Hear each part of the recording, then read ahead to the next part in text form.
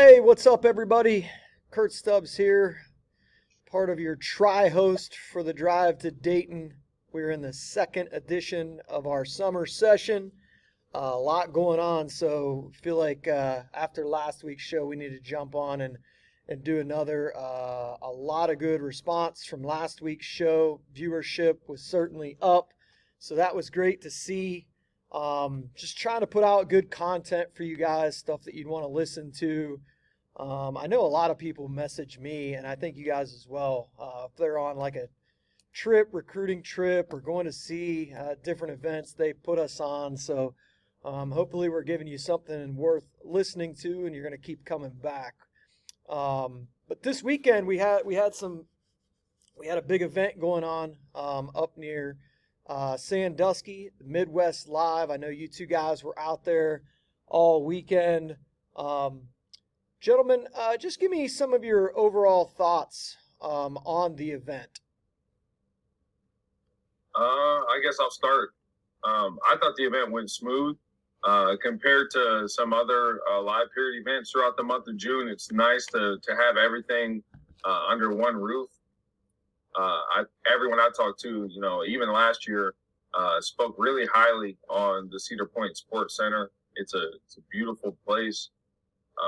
So yeah, I enjoyed it. I was expecting it to be a really long weekend, but it was nice on Friday. I think we got done at 6 o'clock. Sunday we got done at 3 o'clock. And for those of you guys who do a lot of AAU tournaments and, big events like this, getting done at 6 o'clock or 3 o'clock is usually by choice. You're just too tired and you just get the hell up out of there. But yeah. So it was nice to be back in my hotel Friday at 7 p.m. I was like, what do I do with myself? So, but yeah, overall it was great. I think a lot of people realized how deep our 2025 class is. That was kind of one thing that I came away from. There was a lot of kids who I liked, who I think really improved their stock in that rising junior group. Yeah, and just to piggyback off of TJ's message, the convenience for having all 10 courts under one roof just can't be overstated. You could always get from one court to another. Every court was running on time all weekend, which is another sometimes rarity in summer basketball. Usually you had somewhere between 8 and 12 minutes for teams to warm up, plenty of time to interact between games. If you know where you're going for the next time slot, you got there. If you didn't know where you were going for the next time slot, had college coaches ask me, hey, who would it be worthwhile for me to see in the next time slot? I don't really have anybody to watch. So just great to see almost 100 different college programs there, and probably somewhere between 200 and 250 individual college coaches there, because many programs came 2 or 3 coaches deep this weekend in Sandusky, and was great to see a lot of the top Ohio teams against out-of-state talent, seeing them against different types of teams that you don't see during the regular season. And there were some pretty solid Ohio versus Ohio matchups as well throughout the weekend. Yeah, I think we're starting to get it right here in the Buckeye State. I know they've messed around with a couple of different things that just weren't beneficial in the past, and I think they're starting to find that this is something that can be very successful and just keep building on it. I know you guys are heavily involved, so hopefully this just continues to grow. And obviously the main objective here is to get as many kids seen and hopefully have some of their, if not all of their college paid for. That would be fantastic.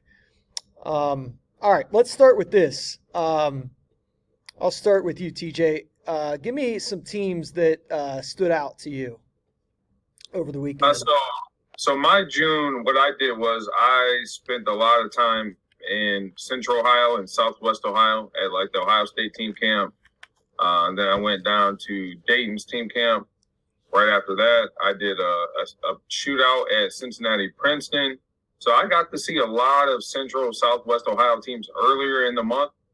So my goal was actually to catch up with a lot of teams that I hadn't really seen, which ironically, with me being, in Northeast Ohio, I hadn't really seen a lot of Northeast Ohio teams this month. So I spent a lot of time watching Garfield Heights, St. Ignatius, Lutheran West, Richmond Heights, Menor, Lutheran East. I got my first look at St. B, which has like a really young and athletic group. I think that they have a lot of upside, whether it be this year or next year. I think it's like every time I would see a kid in that St. B game that I liked, I'd look down and he'd be a class of 2025 or 26 or an incoming freshman. So I think this might be somewhat of a down year for them. Not in terms of wins, because I mean, Coach Joyce always, seems to figure it out. But I think next year that group will be really intriguing. I got to see Brunswick, who many believe, including myself, will be a top 10 team in Northeast Ohio next year in Division I. And I thought they looked the part. I saw Archbishop Hoban one game, the defending Division I state champs. You need me to repeat that, Stubbs, or are you good? Oh, man, I don't know what happened. You cut out. Yeah, cut out. Yeah, Archbishop Hoban, the defending Division I state champs. Yeah. I got to catch those guys. Senior guard Jonas Nichols played really well in the game I watched. I scored the game-winning basket on a baseline out-of-bounds play, drew up by the wizard TK Griffith himself. Olentangy Liberty had a couple nice pieces that I saw. They were one of the few Columbus teams I got to look at. Westerville South, they beat a pretty talented Belleville team in the game I watched. They beat them by double digits. And they have a kid who I thought really improved his stock, a kid that I've been high on the last few months. So we'll talk about him here in a bit. Got to see Kettering Alter, who I think is going to be one of the better D2 teams in Ohio. They just have a lot of length, skill, and versatility. RJ Greer looks like he finally, knocked some of that rust off after not playing for 7 months. He really shot the ball well in the game that against Morgantown, West Virginia.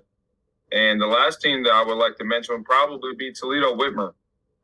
So they have a ton of new faces. I mean, there were maybe 3 or 4 guys that I remember from last year's group, and then a bunch of guys who have kind of moved in.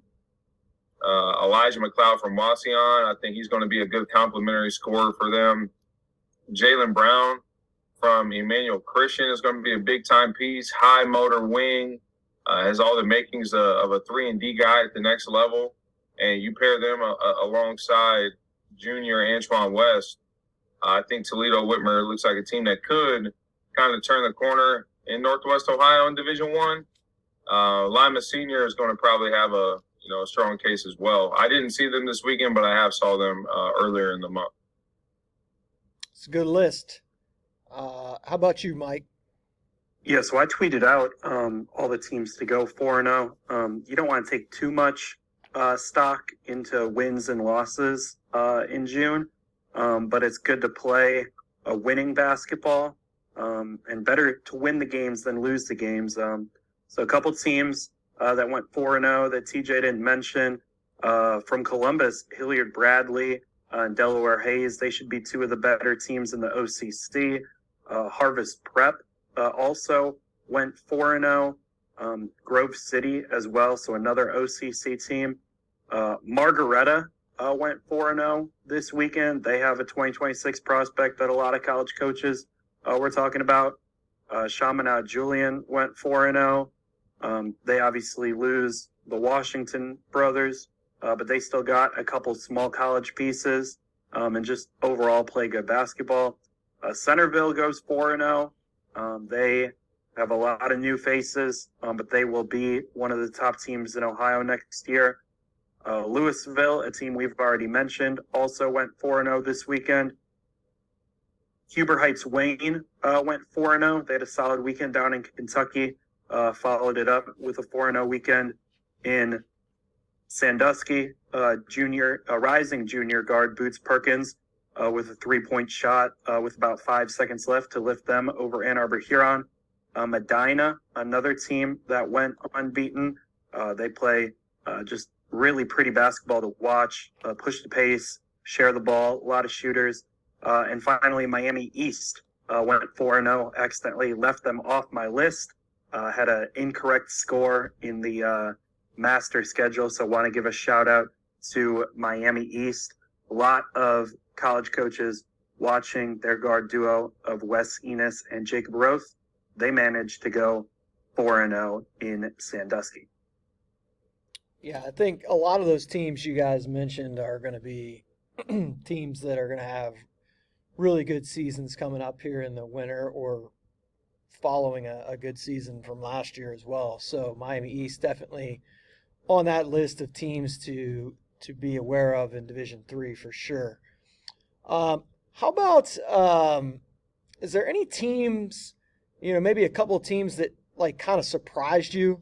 Maybe you didn't really have like high expectations or any expectations at all coming in, but they certainly surprised you this weekend. I want to kind of mention an out-of-state team in Morgantown, West Virginia. So obviously, I know they won back-to-back state championships in West Virginia, and they look like they're well on their way to a third. Obviously, West Virginia basketball, it gets its, people say, like to compare, say it's not, as good as Ohio or surrounding states, which is probably the case. So in my mind, I'm thinking Morgantown, they have a good, a really good player, Sharon Young. I'm thinking they come to this event and, they get smoked. Man, they were great. So I watched them play against Lakota East, and that was probably one of the more fun individual matchups I saw all weekend with junior Trey Perry against Morgantown Sharon Young.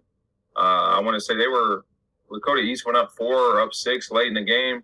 Sharon Young made like 2 or 3 just straight plays in a row to win. He was a kid who may have not been the best prospect, as we like to say, but he was probably the most impactful player that I had saw all weekend. He just impacts winning on so many different levels. And I mean, it was no surprise, after watching them play to see why they won back-to-back state championships in West Virginia. Yeah, shout out Coach Dave Tallman down there in Morgantown, man. Tallman comes from a basketball family. His dad is the head coach at Magnolia. He's won a state championship there. And son, who is a basketball lifer, fits in well down there in Morgantown. So, yeah, thanks for mentioning them, TJ. 2 teams for me. I'm going to go with Olentangy Berlin. They're supposed to start 5 seniors. At least they started 5 seniors in the game that I watched. Got a lot of shooters, decent bit of size in the OCC. Obviously, the newest of the 4 Olentangy schools, just kind of building up a program from scratch. After obviously starting the school with no seniors a couple of years ago. Yeah, I was going to say, I think the current class of seniors with like Derek Goodman and Noah Gamble, I think they were the first class of kids, right? That was like the freshman group. They had to be either freshmen or 8th graders when the school was built. Yeah, I think it's one of the two. I think that they may have been the first freshman class to come through there. If not, like you said, I think they were, maybe 1 grade away. Yeah, so they're a team that's got just 5 guys who played well together. Gamble and Goodman, obviously the stars of the group, but they had another intriguing athlete and another couple shooters who stood out. And then also Kent McKinley. They're a team in the Federal League that it seems like every year people can't really predict who's going to win the Federal League. There's always a team near the bottom that finishes near the top of the conference. McKinley got new coaches in there, and they look good. They beat Lakota West in mine and TJ's last game of the weekend, and rising junior Reed Sims had probably the second best dunk I saw all weekend. Obviously, the Dorian Jones dunk against Cass Tech will take the cake, but Reed Sims with an impressive dunk all over a Lakota West defender. And overall, McKinley just had a decent amount of pieces who played hard. Couple guards who I think could have pretty solid years around Sims, who looks like he's really taken a step. Since I last saw Sims, the last time I watched him was actually at Midwest Live in 2022. So a full 12 months without watching him, and he's much improved. Yeah, I would agree. Quick shout out to Coach Sean Weatherspoon over there at McKinley. He's coming off a pretty good season at Alliance. They nearly won the district championship. I think they lost in overtime to Youngstown Cheney. He comes back to his alma mater. Those of you who know Coach Weatherspoon, he was on those really good McKinley teams back in the day. Probably, I'm sure Stubbs probably doesn't agree with this, but that may be the best Ohio team that I personally have ever seen. Were those McKinley teams in the early to mid 2000s. Yeah, really good teams, and man, it's amazing. And I think our guy Lee Foster tweeted out about the amount of, not just like monumental impact guys that have left the Federal League in the last, let's say, 3 or 4 years. I think he had like a list of 5 or 6 guys, with probably one more heading out as well. Definitely another high major kid. It really is incredible the coaching that they have in that league, because they are still able to stay really relevant. I'm slightly biased because I'm a huge Federal League guy. Yeah. Just because with me being a Canton dude, I grew up watching those McKinley teams and Glen Oak teams. But I can say that it's arguably the most well-coached league in Ohio. Yeah. You got Coach Tom McBride over at Lake, who seems to just maximize his roster every year. You got Coach Tom DeBevick at Jackson. You got 2 state championships in I think 2010 and 2017. It's just a great group. And you look at what Coach Rick Harrison did last year with that Glen Oak team, who was predicted to finish last in the league, and they nearly won it. You got Coach Mark Kinsley at Green. Yeah, he's great. It's each and every game in the Federal League is just an absolute grind. It's a completely different preparation. It's like each team, because the coaches have been there so long, the top teams at least, you look at like Coach Bluey over at Hoover, they all have their own identity. They're all separate, unique styles of play. It's a tough, very, very tough league. So it'll be curious to see see how it pans out this year. Coach. But yeah, like Lee said, you're looking at like Darren Peterson, who's a Canton native, who played at, I think, both Glen Oak and McKinley middle schools coming up. Sincere Harris, Josiah Harris, Raymar Pryor, potentially another kid on the way. So, yeah, the league as of late has taken a lot of blows, whereas back when I was coming up, it seemed like the Federal League was just spoiled with talent. Yeah, if you ask Coach DeBevick over at Massillon Jackson every year, he's going to have the worst team in the state. He's never good, according to him. No talent, not any good. Not sure they're going to win a game. But, yeah, great program over there as well. All right, let's transition from the team aspect of it and maybe look at some kids that you really think caught your eye this weekend, maybe some guys that really helped their stock. Could be guys that you maybe hadn't even seen yet. I feel like at this point, between me and Roth, it's pretty hard for us neither one of us to have never seen a kid. There's some kids that we haven't seen a ton of, but I feel like between the two of us, we kind of do a good job of that. A kid who I really liked in the spring, but I think even kind of took it up a notch this past weekend, Roth mentioned him earlier, was Wes Enos. One of the games on the schedule I was most looking forward to was an Ohio matchup with Miami East and Preble Shawnee. I believe they played in the regional semis last year with Preble Shawnee. I looked at it as a bit of an upset last year. I'm not sure if you guys felt the same way. Mm-hmm. So I think Miami East came into this weekend, and I think that game was circled, as we like to say. And Wes Enos was just completely dominant in that one. He finished with 32 points. But I think what was equally as impressive was his effort on the defensive end. He took the matchup with Mason Shrout personally. He did a great job of really making Mason work for every single bucket. And I believe that Miami East ended up winning that game by double figures. So I just thought he was phenomenal all weekend long. Cruz McClure from Westerville South. So that's the kid I think we talked about towards the end of the season. As a kid who, as a freshman, played behind a ton of seniors, came in almost as like a defensive specialist.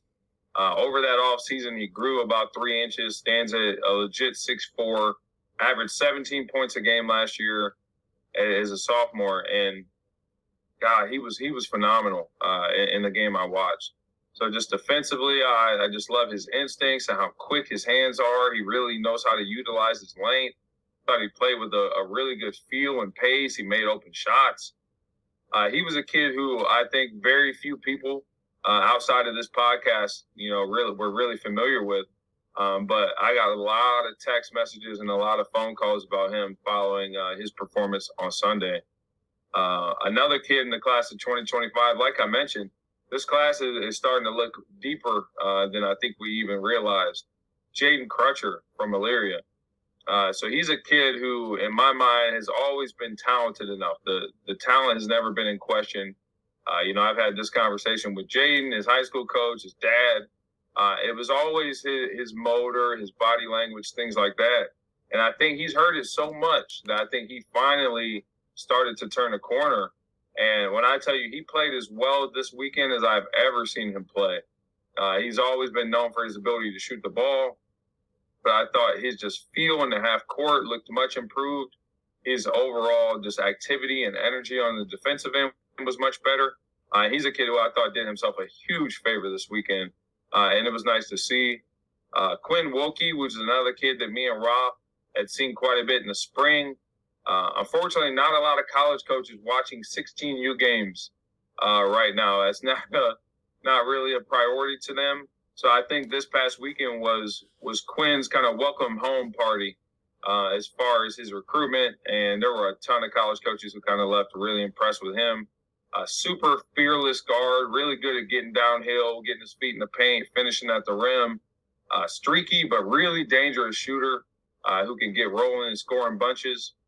Trying to think of any other kids. Tyler Kropp was a kid who I liked during the season. Thought he was he could be tracked at a few different levels, but I thought he really solidified himself as one of the better bigs in Ohio. He picked up offers from both Stonehill and Toledo following Saturday. I would say probably the last kid. I mean, this could go on. There were a lot of kids that played well. Antoine West from Whitmer was sensational in the game I watched on Saturday. But the last kid that I want to mention is Duncan Moy. So I wouldn't say that the question that I probably got most often this weekend was, where the hell is Badger? For those who don't know, Badger is a very small school out in the Youngstown area. I believe it's like 35 minutes away from Youngstown State's campus. But, man, he was great. So he had a matchup with Landon Vanderwalker on Friday. So it was Badger against Northside Christian. I believe Duncan Moy scored 32 or 35 points in that, kind of won the head-to-head matchup and won the game, if I'm not mistaken. He was a kid who a ton of coaches from a variety of levels were monitoring, whether it was Division II up to mid-major programs. So he's a kid who I think is going to be heavily tracked in July and has a chance to really improve his stock if he can continue to match the showings that he had this past weekend. Yeah, I'll say probably that's about it. Alex Bruscotter was also really good. No surprise there. He's been one of the more productive kids in that class for a while. But I think not a lot of college coaches have probably seen Shelby play. I think people who have seen Bruscotter evaluated him with that Ohio Buckets team alongside Luke Skaljak and a few other talented kids. But seeing Bruscotter with his high school team gives you a newfound appreciation just for what he does. He's like a point forward. He's bringing the ball up. He's initiating the offense. He's coming off of, ball screens and, he's hitting pick and pop shots. He's posting up. He touches a lot of different bases and really plays hard. So he was a kid I think is going to have a chance to really improve his stock as well. And I'm done, and I'm out of breath. So it's pass to you, Roth. I'm going to start off with Kenny Scott. So the game that I watched, Hoban, no Jonas Nichols. He kind of dinged up his ankle a little bit. And no Sam Greer, who wasn't here all weekend. And that allowed... He might have been there Saturday. Oh, he might have? I thought I saw him walking around. I'm pretty sure I saw him walking around when they first came in on Saturday. I'll tell you when Okay. I wish he wasn't there was back in March. But Scott looked really impressive with his new team. Just a really capable passer off the dribble and the pick and roll. He can hit cutters. More of a rhythm shot maker than an off-the-catch shot maker. But he hit a couple 1-2 dribble pull-up jumpers and is going to be a big piece for Hoban, almost replacing what Will Scott brought at the guard position. John Horton for St. Vincent St. Mary, kid who played decent minutes as a sophomore, was a bench piece, played more as the season went on. You could see the upside, but he's really starting to put the pieces together and just continues to get better every time I watch him. A teammate of Scott's on OBC's 16U roster. Then kid from Columbus, Isaiah Brown from Westerville Central. Westerville Central starts a lot of seniors who have been around for a while, but Brown might be their best long-term prospect. He had probably 16 or 18 points and 7 or 8 rebounds in their win over Cincinnati Withrow. Just played with a lot of energy. What grade is he, bro? That's a kid. Senior, okay. Yeah, he's a 6'4", 6'5", wing forward, capable of playing the 3 or the 4. Finished around the rim with both hands pretty long. Seems like they have a pretty good core. I know guard Dallas Tucker, who I got to see quite a bit. He had some moments in the spring where I thought he really scored the ball. Then there's I believe a 2025 kid, real bouncy, athletic, was Henderson. Yeah, Henderson wasn't there this weekend. He might be football. But nowadays, who knows? He might be on. You never know, but he might be at new school. They could be a sleeper. Yeah, they also got Devin. I think Central Ohio is probably about as wide open as it's ever been. Like every year that I've been here, I'm sure Roth, it's been the same for you. I feel like there's always at least 1 or 2 teams when you come in to Central Ohio. Like, hey, these are the 2. Or hey, here's the 3. But outside of Hilliard Bradley, I think it's a open, wide open. Yeah, Devin Brown, unrelated to Isaiah, I believe, and Nick Patton, a couple shooters. A 2025 kid who I was really impressed by. College coaches were watching Pick North for Arnes Lawson, but I thought Favor McFadden played as well as I'd ever seen him. Super athletic, undersized forward, threw down a couple dunks, plays with a lot of energy defensively and on the glass. That was definitely the best I've seen him play. He was good down at Xavier's team camp too, man. It's funny. You got kids like him, and then Michael Murphy, who you got 6'2", 6'3", like 4-man and 5-man, but they rebound. They are physical. So yeah, that's funny. I thought he played well this month too. And you wanted to shout out Wodke. The game I watched, St. Ignatius, Wodke wasn't there, had to leave for a family event, and that allowed some of their other guys to shine. I thought Sam Springer and Jack Zapolnik were both excellent.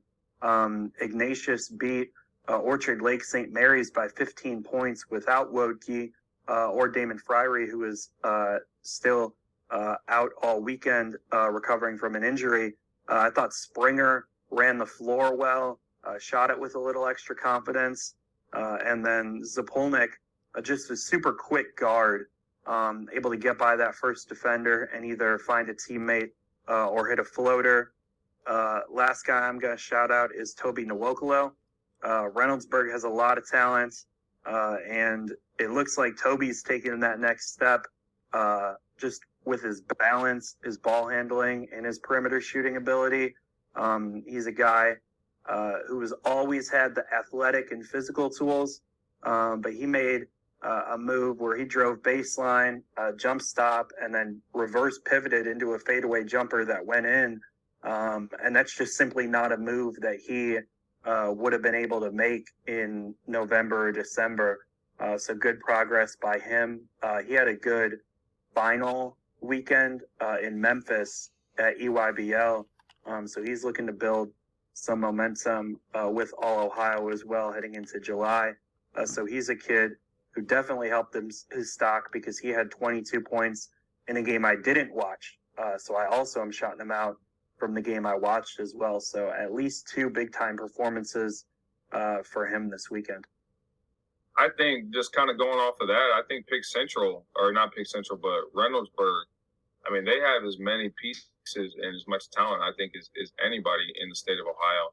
I think it's going to be interesting to see how those guys come together. If they learn to play off of each other. But I got a bunch of text messages throughout the weekend of people saying, hey, man, this Reynoldsburg team is young and they're loaded. And it's true. So it'll be interesting to see. I think that's a team that we had some expectations for last year. I don't think they quite, reached that mark. But, I mean, that often happens with, really young teams who are still trying to figure out how to win. I think this group, all these guys are a year older. I think Jordan Fisher is one of the more talented kids in Ohio. You mentioned just the newfound confidence that Toby has. And then you throw in a guy like Xavier McKinney, and then your senior Noah Smith.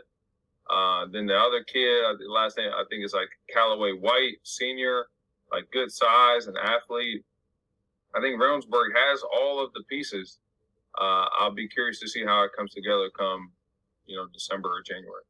Yeah, Callaway White really shined at a prep hoop circuit event at the end of May. So good to see him continuing to produce for Reynoldsburg in June. He's a bit of a sleeper in Central Ohio, guy who didn't get a ton of minutes last year, but should play a vital role as maybe a sixth man, fifth starter for Reynoldsburg as a senior. I think the interesting piece with Reynoldsburg, especially basing off of last year, was the fact that the sophomores in a lot of those games played like sophomores. Just they'd show you a flash here and there, but it was very inconsistent. You'd go a game where like Fisher might have 6 points, 4 points, like barely even know he's out there for a guy that is as talented as he is. For my money, I mean, Smith was their best player last year. I mean, he did a little bit of everything. And I think that this the ultimate question to ask about Reynoldsburg is who is going to get them an offense in the half court? Yeah, I think it's gonna have to be Xavier McKinney. I would think, but I also do think that's a lot to ask of a guy who didn't get much, if any, varsity experience last year. So yeah, it'll be curious. I want to say with Jordan Fisher, I do believe he was bad. He battled a lot of injuries last year as a sophomore, a lot of ankle injuries early on. So yeah, he definitely had a very up and down season. But yeah, I think the guard play was the question mark last year, and I think it's going to be the question mark again this year. I think they're just going to have to learn how to overwhelm teams with their length, athleticism, kind of learn how to speed the game up a little bit, and just kind of hide some of the things that they don't do well. Yeah, I mean, definitely one of the top teams in Central Ohio from a talent standpoint. So it'll just be interesting to see. They play a lot of close games. They don't play a style that you think, like, they're okay with grinding it out. That's how they played most of their games the last couple of years anyway. So we'll see if that changes a little bit as their personnel is getting older. And he puts a little bit more trust in some of those guys. But, yeah, again, definitely one of the top teams in Central Ohio and one of the more talented teams in Ohio. One kid, just before we move on, that me and Roth probably kind of forgot to mention, 2 kids from Garfield Heights. So I watched both of their games on Friday. I did not see them Saturday at all. But in the first game, I thought DeAndre Jones was sensational. I thought his motor and engagement, I thought he did a great job of challenging and altering shots without fouling. He ran the floor hard. He really rebounded it. I think he showed some touch with his perimeter passing. Hit a couple transition threes that really surprised me. He's a kid who I think you'd be hard-pressed to find another guy in Ohio's senior class who has improved as much as he has in the last 12 months. So I think I've gotten a lot of kind of, texts and interesting phone calls about him in the past few days. So he was another kid I want to mention. And then their second game, me and Roth talked about this when we were in Sandusky, but Carter Jackson was great. And that's the transfer from St. Ignatius to Garfield. I think he, fits right in with what Sonny wants to do in terms of, the up-tempo style of basketball. I know a kid you guys mentioned, and I don't remember us mentioning him. I saw this kid. I don't even remember what tournament game it was, but he just exploded off the screen. Is Julian Washington out of Margareta? They got another nice kid, another 2026 kid that played a ton. Jude Keller, I believe that's the coach's son. He played a ton for them as a freshman. They have another kid that is coming back, but Washington is extremely, when I saw him, I thought, wow, this kid's really intriguing. Obviously, they're, a smaller school, but they've had some real good success here in the last 4 or 5 years. When they had Jake Leibacher, then they had the big football kid that I think went to Army maybe. Ray Snyder. Yeah, got hurt. Didn't I don't think he played his senior year, but what's interesting is that area, that Sandusky area, has really emerged since Ohio Buckets has emerged. And I don't know if one is, or if it's just working together. That's an interesting correlation. I think there's some truth to that, though. I just think the number of scholarship level prospects, whether it's D2, D1 guys, you look at a Max Dawson, Alex Bruscotter. There's another kid. I'm not even sure if this is in that area, but is Marion Harding kind of considered Northern Ohio? Yeah.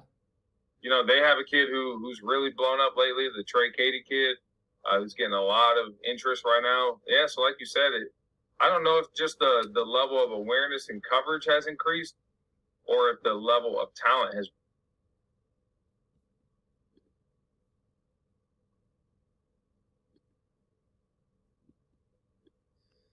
All right. Little shot clock violation there. Listen, anybody out there listening to this wants to donate for the pro package of Zoom. The 40-minute cutoff is kind of annoying. So any of you heavy hitters out there want to send a little greenbacks our way to get us in the pro Zoom account would be much appreciated. PJ just needs that 1 minute timer in his head. He just no clock awareness at all from him. It's like you're trying to get off the last shot and then the damn board goes out. You lose electricity. You can't even see. Once it gets to a minute, it just tells you less than a minute. You don't know. Yeah. I'm in the dark, dude.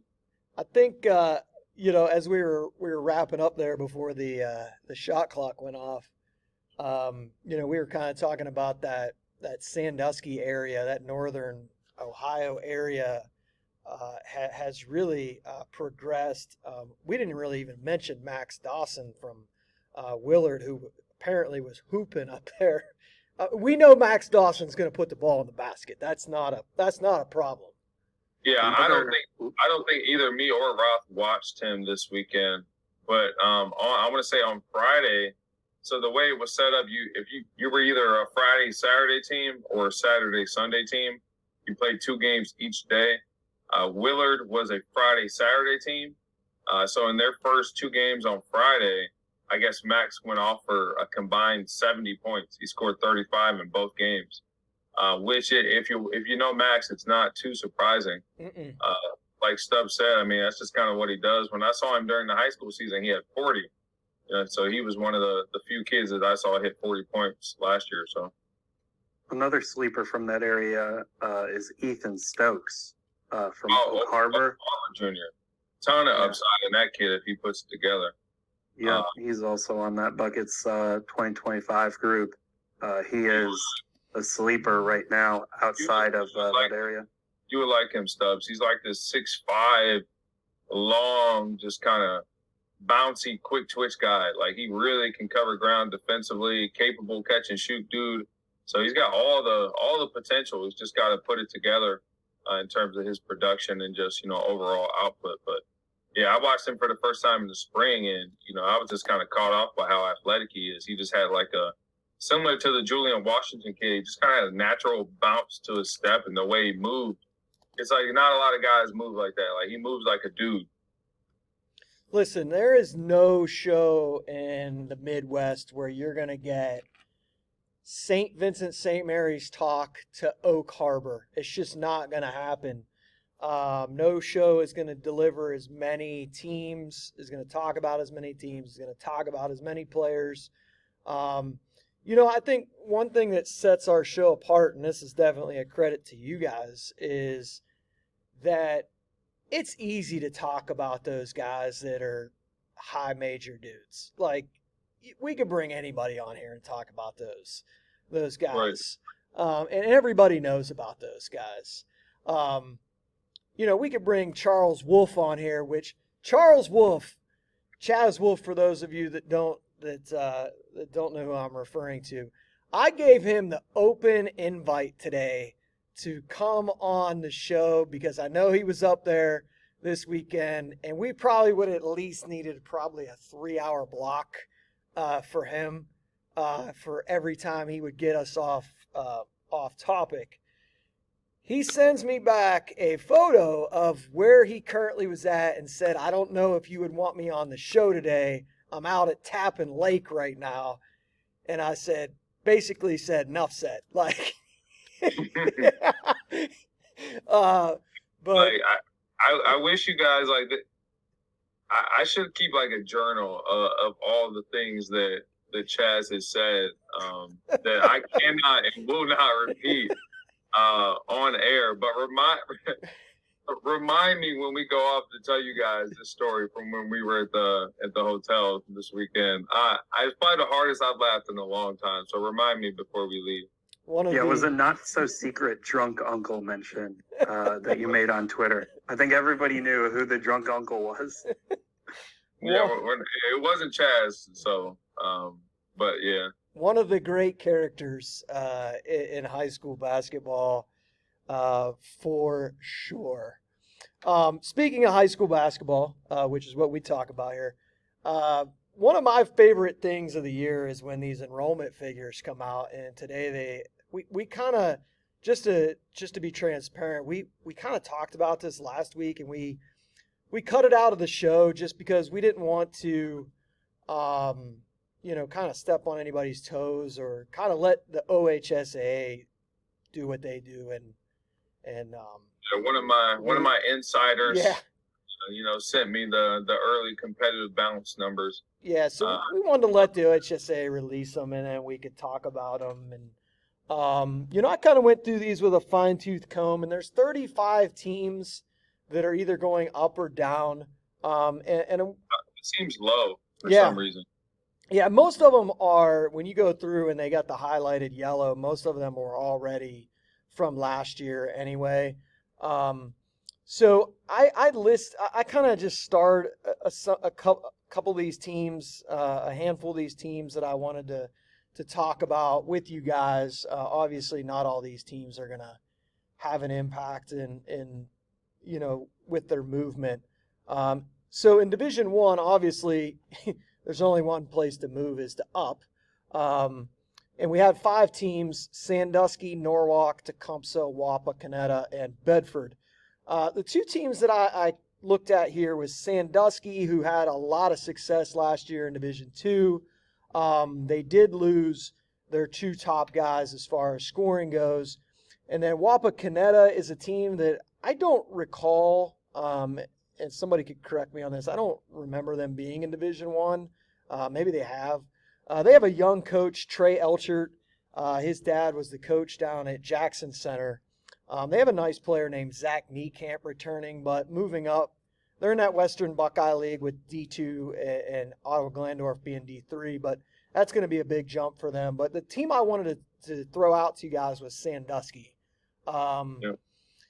You know, here's a team that probably makes an impact in Division Two. They do have some nice pieces coming back that not a lot of people know about. A lot of younger guys. Junior guard, Jason, I'm not sure if it's Henlon or Henlon. Henlon, yeah. Henlon, yeah, stud. Very, very athletic kid. The one game I watched of Sandusky last year, I believe he finished with like 21 points. I can't even remember who they played. Mansfield Senior, I believe. So he was a kid who, as a sophomore, really caught my eye last year. And they have a really good 2025 class, like a number of potential college prospects in that group.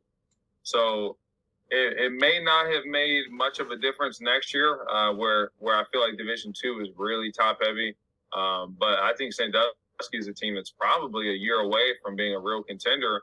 So if they stay in Division I, I think that's definitely like a huge blow to them. Yeah, they got, you know, Henlon, Brown, Bonner, and Aaron. Those guys all played a good bit for them last year, obviously. Losing the two guys that did a lot of your scoring. And TJ, I remember you didn't you go to a doubleheader, tournament doubleheader with them? And it was a packed house that night. Yeah, it was. So it was Sandusky and Mansfield Senior, and then it was followed up with Shelby and Lexington. Oh, yeah. So, yeah, what they did was in between games, they cleared out the gym, and it damn near sold out both times. It was a smaller gym over at Ashland High School, but it was a really fun environment. And that Sandusky team, they play a really just interesting up-tempo brand of football. Like they find a way to like many teams in Northeast Ohio, you know, while they're not in Northeast Ohio, it kind of reminded me of the way some of those Senate League teams and LEL teams can kind of get you to fall into that trap and play their tempo of basketball. I thought Sandusky did a great job of that last year. And they lose, senior DeMar Moore. And then, what's the other kid's name? Slipping my mind. Dayton Green. Dayton Green, who I thought was a sleeper in last year's class. So, yeah, it'll be interesting to see. I think they'll compete, but I think that 2024-2025 season would have been huge for them. And if they stay in Division I, I mean, obviously that kind of hurts their chances at making a really deep run come postseason. Yeah, they kind of – it brings us to our next division here. The teams – so we have 4 teams moving down from Division I to Division II. And to me, Sandusky kind of just flipped spots with Tiffin Columbian. Because Columbian was up in 1 last year, and they had, you know, Logan Beeston and probably, you know, would have made some noise in Division II. So they bumped down to Division II, and they have I don't know if I'm ever pronouncing these guys' last name right. Is it Regau? Braden? I don't know. He's their quarterback, right? Yeah, him and his brother are 3-sport guys. They play football, basketball, and baseball. Braden is going to Akron as a quarterback, and Bryce is a receiver. I think he has maybe a Bowling Green offer for football. So those 2 kids about 6'3", 6'4", but they bumped down. And then Trotwood Madison is back down in D2, and I believe Peter Pullen is still there. Is he still? To my knowledge, they were all underclassmen last year at Trotwood. They finished under 500, but you know, they got a transfer too. I want to say he was a guard. I didn't get to see them last season, but I believe the 2026 point guard from Dayton Meadowdale made the move over to Trotwood. And Jacarius Reeves. Yep, and he was a kid that I had heard some buzz about during the season. But I did see him very briefly playing with Trotwood this month down at Dayton's team camp. So yeah, I just figure a Pete Pullen team is not going to stay down for long, especially if he, you know, him being back in that Dayton area. So look out for Trotwood and Tiffin Columbia. The other two teams moving down are Warren Highland and Bowling Green. They're back down into D2. The 5 teams moving up to D2, Orville, Cleveland St. Martin, Norwayne, Conneaut, and Meigs. Norwayne was really the only team that they've had some success here the last couple years in D3 in that Wayne County League. But moving up to D2, they were really the only team that kind of stood out to me in these 5 here. Nothing on Meg Stubbs? Sorry, man. I couldn't. It's popping in Pomeroy, man. Yeah, I just didn't have it.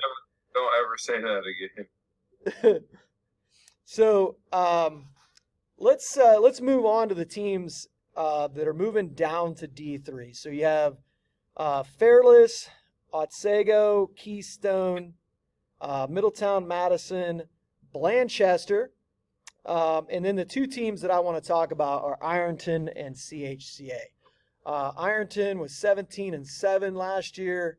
They got a pair of junior guards in Sean Terry and Braden Schreck that played a ton of minutes for them. I believe they were their 2 leading scorers last year. They lost in overtime to New Lex in the tournament. And then CHCA, 17-7 a year ago. Their 3 top scorers returned. Luke Sanders, 25 a game last year. Wes Roberts, 18 a game. And then Jackson Wood right around 10. Those 2 teams could make some noise in D3. I got to see CHCA during Xavier's team camp, and those 3 guys that all those 3 underclassmen that played significant minutes last year, they're good. They all looked like legitimate college prospects at some level, led by Luke Sanders, who I'm a big fan of. And he's a kid who, at 25 points a game as a sophomore is big time. So he's a really tough-nosed kid, just knows how to score it, really good off the dribble, capable catch-and-shoot guy. So yeah, I think it's a good move for them. It's funny because I was sitting with somebody when we were watching them play, and I thought they were already Division III. And somebody was like, "Oh, no, they're D2." So it's nice to actually see them go down to Division III. I think they have a legitimate chance to make some noise, especially with Miami East and Preble Shawnee. I think it's a good group of Division III teams in Southwest Ohio. Yeah, with Ironton's move, Division III in Southeast Ohio is actually pretty strong. Yeah. Minford returns a lot of their core. North Adams returns a lot of their core. Ironton's going to be a tough team there. So there's a decent amount of talent in Southeast Ohio. And we got to put some respect on Meigs. Meigs has a kid on a Division I roster right now. So that needs to be known right now. Shout out Weston Bear, redshirt freshman at Long Island University.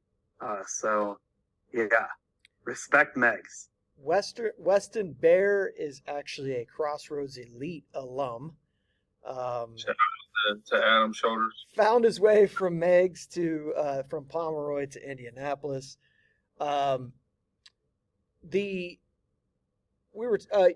South Point was another team that I was thinking about. D3, correct? Should be pretty solid. Yeah, they had a pretty decent weekend. I think they went either 2-2 or 3-1. Alongside the Caleb Lovely kid, they have a 6'8", 2025 kid who was pretty intriguing when I watched him as a sophomore. Just a really big kid. Wouldn't stun me if he also played football on one of the lines. But he is also one of their better returning pieces for basketball. Division III, Southeast Ohio. Doug Graham, who is the president of the OHSBCA and the event director for Midwest Live, a guy that I've actually gotten to know quite a bit over the last couple of years. He's actually the principal at South Point, and he was telling me about that big kid a few months ago. Told me he thought he had a chance. But their rising senior, Caleb Lovely, he did himself a favor this weekend with his play. So he actually had a matchup with Max Dawson over at Willard. And I'm not sure, Roth, you have to tell me who won the game. But from what I heard, it was a really fun back and forth between those two. I believe Lovely finished with 24 points. Dawson had 22 points. So that was a game I know a ton of Division II and Division III coaches were in attendance for. Yeah, it looks like South Point got a 57-50 victory according to the spreadsheet. Yeah, it looks like it was close too. So yeah, that's a kid who I think is very talented. Definitely a scholarship level prospect. And that's what Midwest Live is about, because who knows? I can't even tell you what AAU team Caleb Lovely plays for. Even if I'm not sure if he's on a team, maybe it's Team Mayo, maybe it's not. But he's a kid that, who knows, a lot of those Division IIs probably would not have seen him had it not been for Midwest Live. And I think that's just the whole purpose of the event and the whole point behind what we do. Yeah, I really liked Lovely. I thought they were really good for a half against Afrocentric down there in that regional game, and then obviously the Nubians turned the heat up in the kitchen, and the things changed quickly. But I really like that team. They have some other pieces with him coming back as well, some guys with experience, with some size as well. So South Point's another interesting team. Teams that are coming up to D3, no one here really moved the needle for me. You look at Stubbs, there's a big one in Northeast Ohio. Sorry. RI. There's a RI team moving up from Division 4 to Division 3. And it's not Richmond Heights. It's Rittman. Rittman's moving up. Rittman is moving up. Not the team that teams in D4 were looking to move up. But Cincinnati Riverview East was 24-2 last year, but mainly all their guys were seniors. Paint Valley moves up. Ashland Mapleton, Fairfield Christian down here in Lancaster, Rittman, and Loudonville are the movers to Division III. Anything stand out there? Outside of Rittman, I don't know if I've ever been to any of those schools before. I think I went to Rittman one time. Yeah, I've never even been to any of those places. I have not been to any of them at all. You guys may know this, but Loudonville, that is where Coach Mark Schlaball at Highland got his start. He took them to the state tournament 2 years in a row. Got dispatched by O.J. Mayo. Well, actually, he got dispatched by Bill Walker because O.J. Mayo did not play in the game. But we were having an interesting conversation off the camera about Highland earlier today. Down to D4, teams moving down. We got Columbia Station. We got Parkway, Houston, Marion Elgin, East Canton, Louisville, St. Thomas Aquinas, Columbus Tree of Life, and Lima Central Catholic. Louisville, St. Thomas Aquinas was a that jumped out at me. District semifinalist last year, lost by 5 to a really good Cuyahoga Heights team. And then the other team that stood out to me, and then I'll, see what you guys think. Lima Central Catholic coming down to D4. They have a new coach, Sean Powell, who won the state in 2021 at Botkins. He spent 2 years at Lima Bath, and realized, you know what? Western Buckeye League's not a great place to be with Ottawa Glandorf, Shawnee, Defiance, Elida, and the such. So he takes off to a place where I think this could be an interesting fit here. Sean Powell going to Lima Central Catholic as Frank Kill, so let's say, retired from that job. I don't want to say, because it wasn't a success thing. He obviously, I think he won 2 state championships there, but it was just time. And Sean Powell takes over there. So, anything jump at you from these teams? Lima Central Catholic had a sophomore guard a few years ago, who I believe suffered like an ACL injury. I haven't seen him in probably 18 months. But when he was a rising sophomore, he was a kid that I thought had a chance to be pretty good. So if he's back and healthy, I mean, he'll probably be one of the better players in Division IV if he kind of continued to go on the trajectory that I thought he would. St. Thomas Aquinas, I do know they lost one of their key pieces to Kent McKinley, a rising junior. His last name is Jeter. So he was on the move. But I think Coach Scott Gianmarco over there has done a very underrated job. And I think them moving down to Division IV, I think they're going to be a key contender, not just for this year, but for the coming years, because he's a guy that, does a great job of, building relationships and making connections. And it's in a good spot. Louisville kind of right in between Canton, Alliance. There's a lot of schools and a lot of feeder Catholic schools that go into there. So I think he's a guy who finds a way to get some sneaky good talent there. And I heard they have a pretty good underclassmen group. So it'll be curious to see how St. Thomas does over the next few years if they, continue to stay Division IV.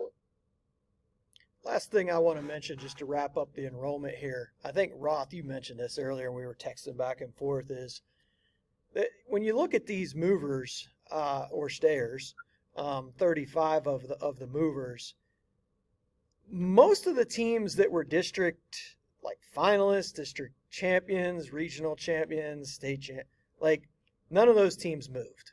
They all, and then there was a couple teams out there that a lot of eyes around the state were I'm sure looking for those handful of schools on whether they were moving or not. And those schools did not move.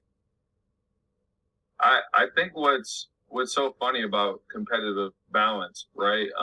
That things haven't really gotten very competitive or balanced.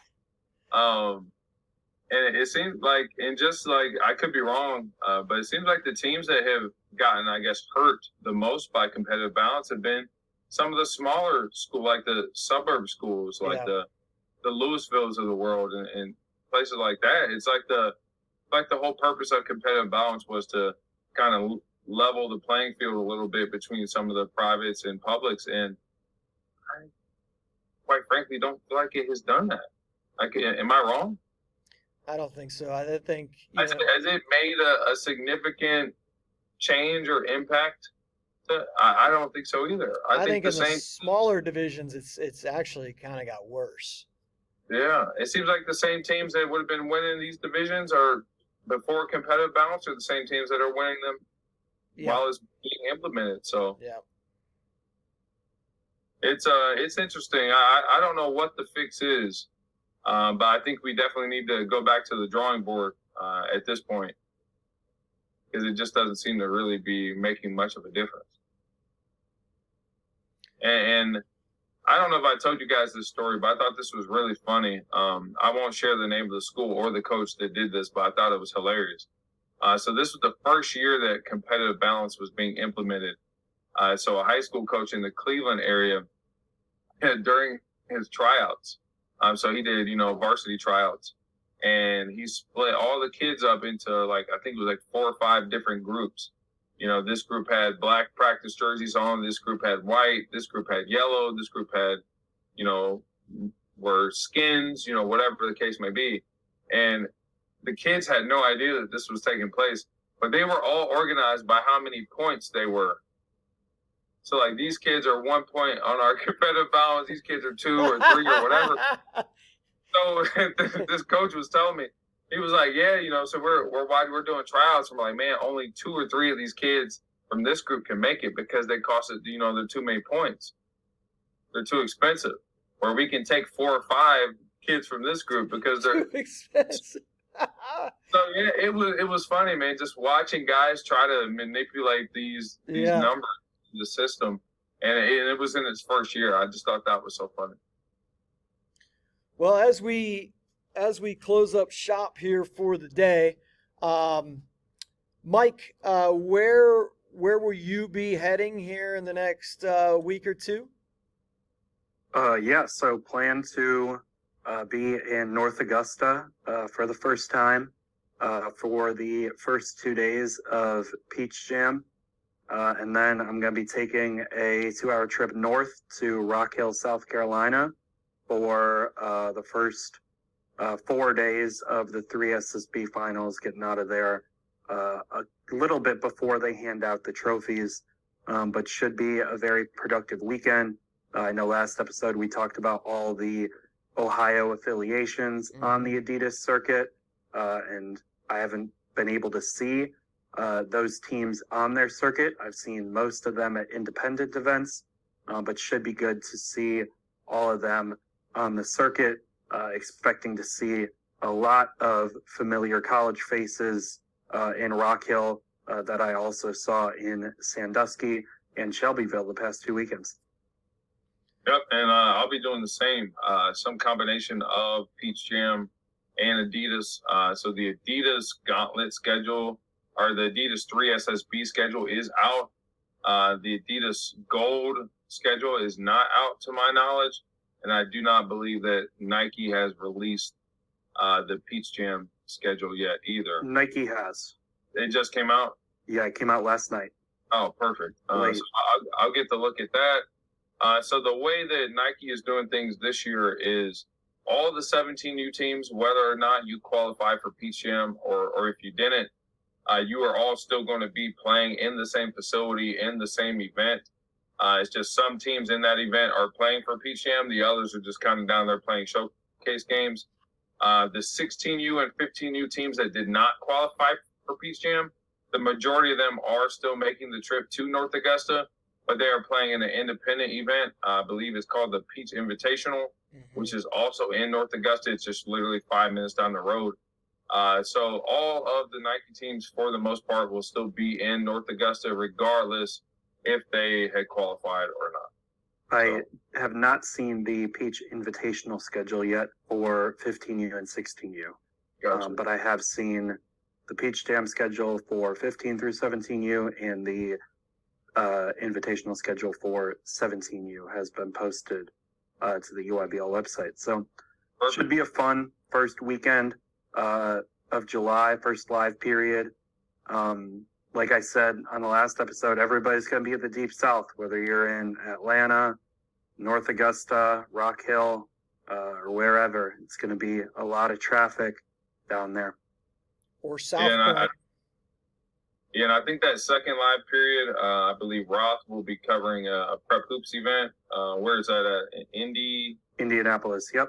And then I will be in Columbus for the kind of like the All Ohio TNBA Ohio Buckets collaboration event. So that should be pretty good slate of teams. So yeah, that'll be it for me in the month of July. I may go somewhere that third weekend. It just depends on what shakes out. But July has just been very weird. It just seems like there's a lot of tournaments. Everybody's spread out, not very many big events where you can see everybody you want to see in one place. So.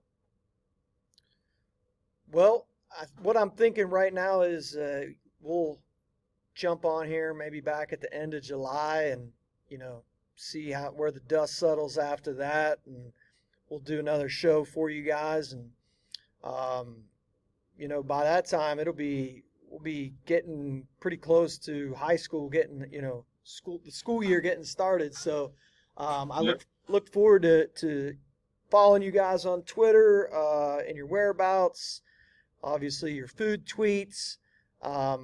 I know my guy, Tony Peters, really appreciates your food suggestions. So we'll get back on here at the end of July. So from Ashtabula to South Point to Oak Harbor to Cincinnati, this has been the Drive to Dayton. For TJ Peatross, Mike Roth, I am Kurt Stubbs, and everybody have a wonderful rest of your summer.